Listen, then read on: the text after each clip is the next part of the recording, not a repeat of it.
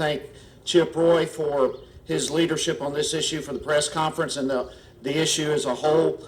122 days. That's how long it's been since the president called a national emergency on our southern border. And during that period of time, we've had 325,000 new migrants, illegal migrants apprehended, including 146,000 family units. And as we see results month after month coming in, new stats, we realize without any question the problem is only getting worse with each passing week and each passing month.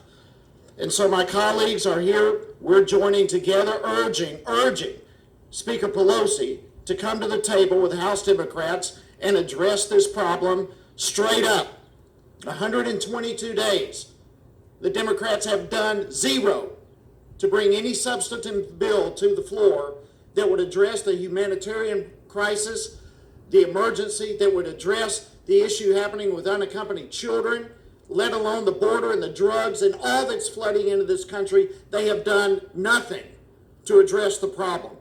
And look, it's clear that no one party can address this thing by themselves as a party. But that's part of the problem. We're calling them to come to the table. If there's one thing the American people see and are sick of, is that this hyper-partisanship environment that we are currently living in is destructive to the good of our country. And so now is the time for us to do something about it. The rule of law is not a Democrat issue. It's not a Republican issue. It is an American issue. And as long as we continue to turn our faces away from the rule of law and what's happening on our southern borders, the more this emergency will increase and the more negative impact it will have.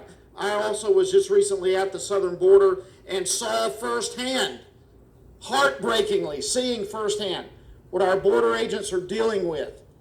And it is inexcusable that this country is not addressing this problem straight up. They are being overrun with human trafficking, human smuggling, drug smuggling, and of course, the illegal migrants flooding into this country. It is inexcusable that we are not providing our agents the tools, the funds, the resources, the equipment that they need to get the job done. I think every policymaker here in Washington ought to go to the border and see it firsthand and to talk to those involved firsthand. It is time for Congress to take another crack at immigration reform. And that's what brings us here today.